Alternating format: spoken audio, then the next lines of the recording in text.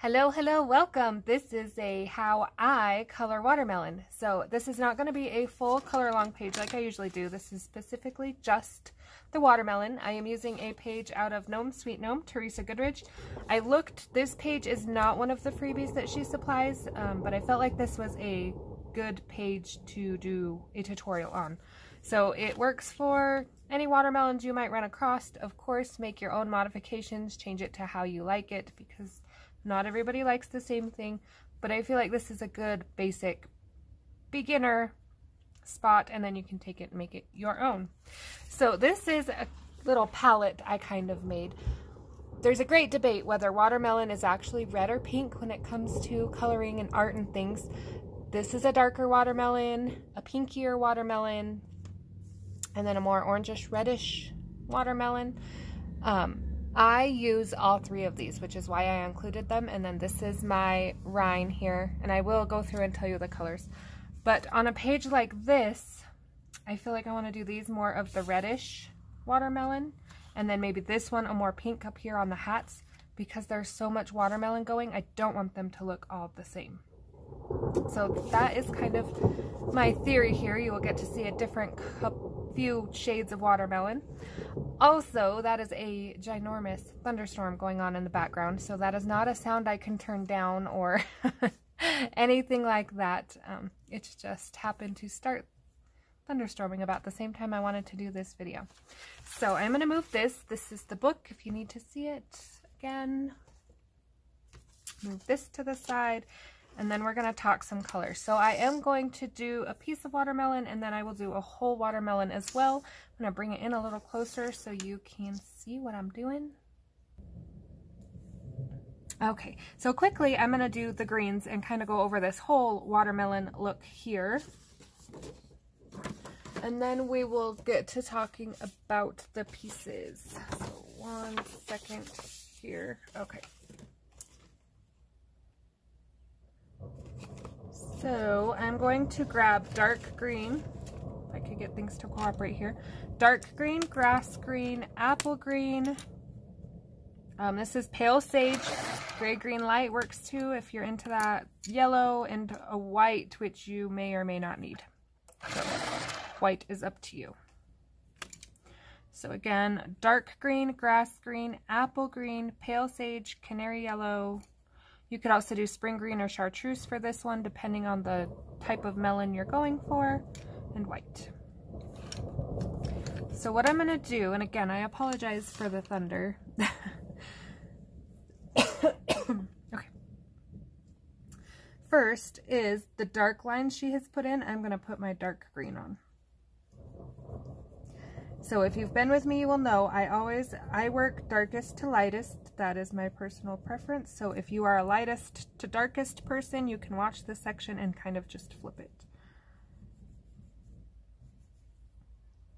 Okay, so I am going to put some on these lines going down here. I do want it to be darker at the top, and this rounded section here is going to be my highlight. Now I do want a little bit of a sharp here. So notice I am not coloring in the white in the middle here. These rows, we're gonna make those our little highlights. So I'm gonna try to work around them, which I didn't do a very good job. And that is not my cat, if you can hear it meowing. I'm assuming she is telling my neighbor that she's ready to come inside now.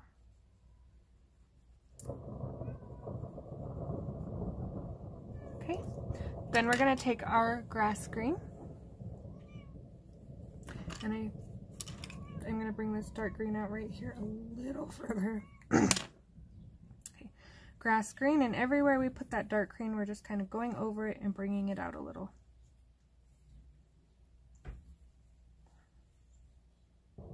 Okay, sorry about that. So adding the grass green everywhere I put that dark green. So bringing it up a little here at the bottom.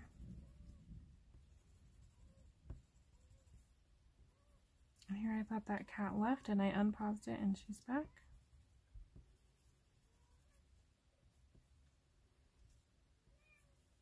Okay, so if I feel like I want to darken anything, I can definitely come back in and do that. Then we're going to take our apple green here. Again, working towards meeting that highlight in the middle.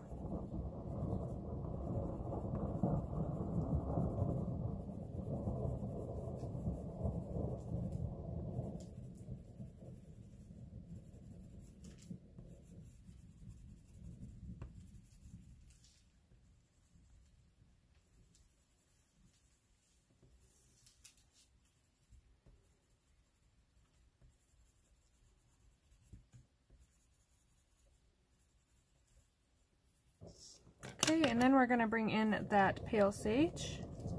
Make sure I'm still on camera here. Now again, this pale sage is the one I like to use. Again, if you are wanting more of like a popping color on your watermelon, you can bring in that nice yellow on your streaks going down. Totally up to you. Now I kind of got yellow and pale sage going on the same watermelon here, but let's add a little yellow over here to even it out. Again, it's whatever you like, whatever looks the look you're going for. Some people like darker watermelons, some like lighter. You may not want this much pale sage in yours. So again, just kind of bringing in some of that color that got wiped out a little bit right here.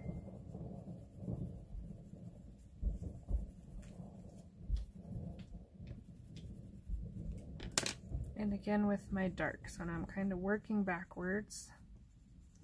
I do not put the pale sage down first and then build my layers over it because it takes out some of the vibrancy of the dark green. So again, just adding a little where I think it needs a little more color. Making sure I'm blending. I'm gonna make this stripe here yellow as well.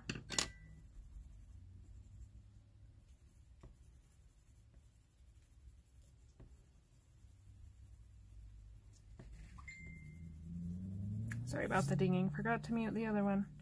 Okay, and then optional choice, depending on the look you like to go for. Some people like the, oh my goodness, one second, let me turn that off. All right, so again, optional, you can add the white lines, all of them. And of course, there's the cat again.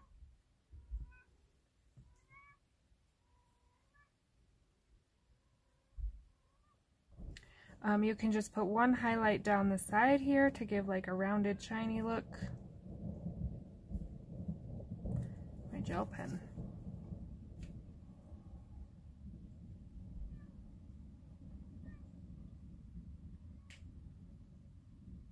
I'm not wanting to be smooth.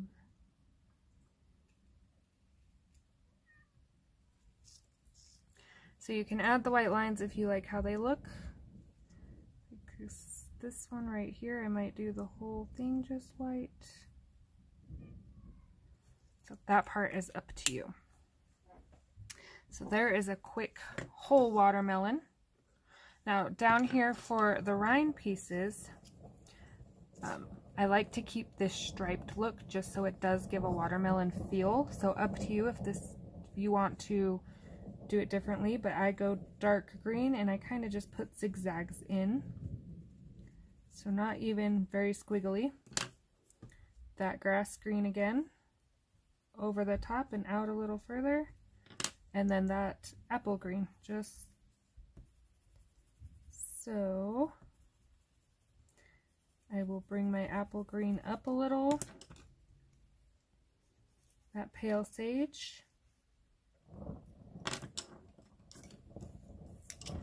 Darken this a little here. And then this color, I'm going to start transitioning to my watermelon color. So I'm going to kind of leave that light. And then we're going to come in with our actual watermelon colors. So as you can see here, I have two kinds of watermelons. I have a more reddish one and I have a more pinkish one. So that is something you want to decide at the start of your page, whether you want a more pinky feel or reddish feel. Again, this page has a ton of watermelon on it, so I feel like these ones up here can be a little more pinky, and the actual watermelon they're eating can be a little more red. Now be aware, if you have strawberries, cherries, or apples or anything like that around your watermelon, you might want to go more pinky so that not everything is the same red tone. So I am going to go with Scarlet Lake and Scarlet Red, maybe. Let's test this real quick here to make sure. Yes. So what I'm going to do first is erase out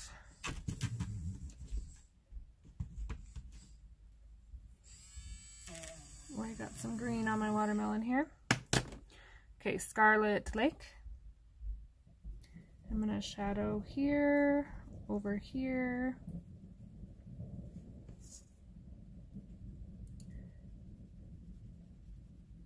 I'm just kind of trying to hide that black line a little. And then I'm going to put some dark around my seeds. Now I'm not worried about coloring the seeds in because I go over them with black marker or paint or gel pen or whatever anyway, so I don't need to worry about dodging them a whole lot. The red will not show through black anyway. Okay.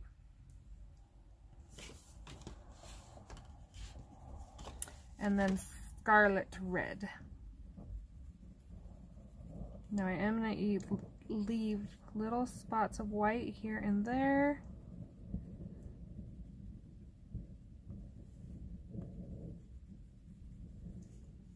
Not a whole lot. And around the seeds we want to keep fairly dark. So I can come back in with a crimson red and kind of darken those in if I want. Then I'm going to take a peach, and it's going to look weird for a second.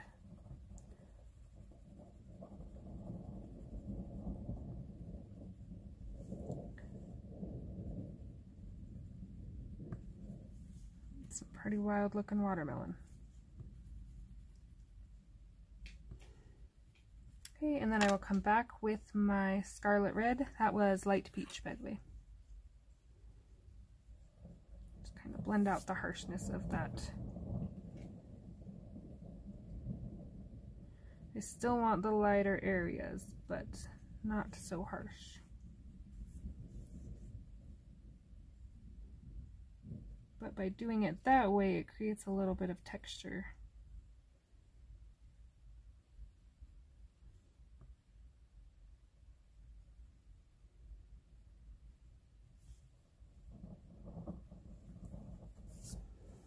So there is my red piece of watermelon, and this is still a little bright, so I'm going to bring it down a little more.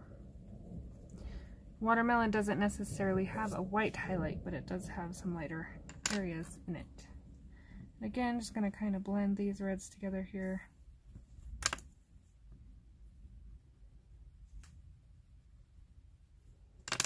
If you want, you can go ahead and make that whole section darker or green, however you want to do it. So those are going to be my red watermelon look.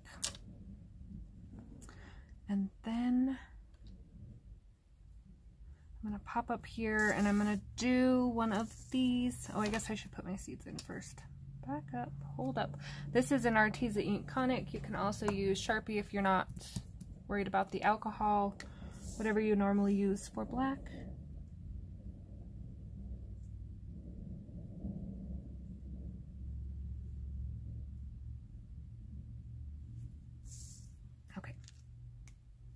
And actually, I'm going to do a pink right beside it, because this is just for a tutorial anyway. So I'm going to take that Scarlet Red, so this is the dark red. I'm going to put a little layer on here. And that way you can kind of decide if you like the pink or the red. Because I'm going to color mine in my book anyway. So.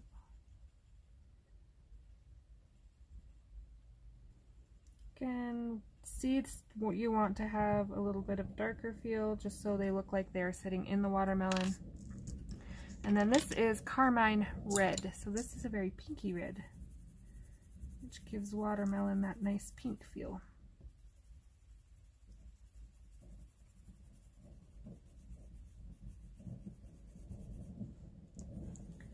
Now, depending on how you want this to go, you can stick with your red, your crimson being your darkest red, and blend it with your pink. And just kind of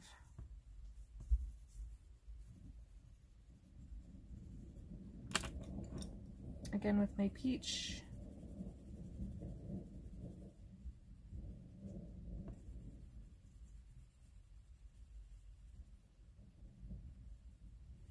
Blending out any streaks we have here.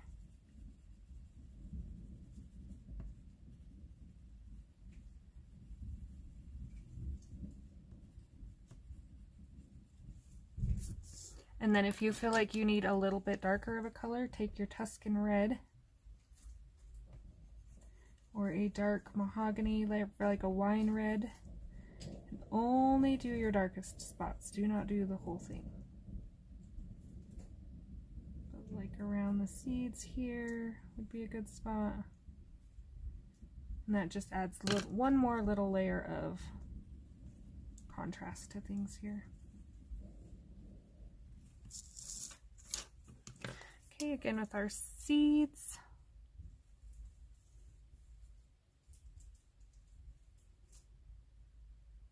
Now on a realistic watermelon, you wouldn't have any kind of like silly shine marks or anything, but on these ones, if you wanted, you could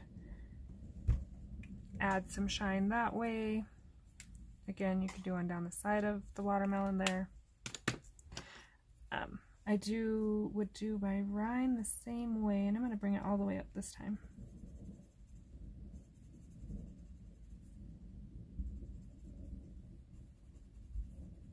And this just keeps the look of these going down. That's a really harsh spot on my watermelon right there. So dark, again, grass.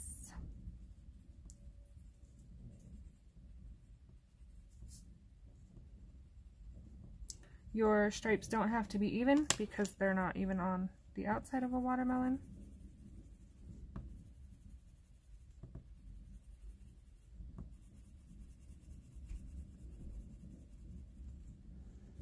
Alright, so there we go. There is my super quick little how I color watermelon with a red and a pink and a whole one. Questions, comments, anything like that, please let me know. I hope you enjoyed, and I hope to see you next time. Thanks for watching.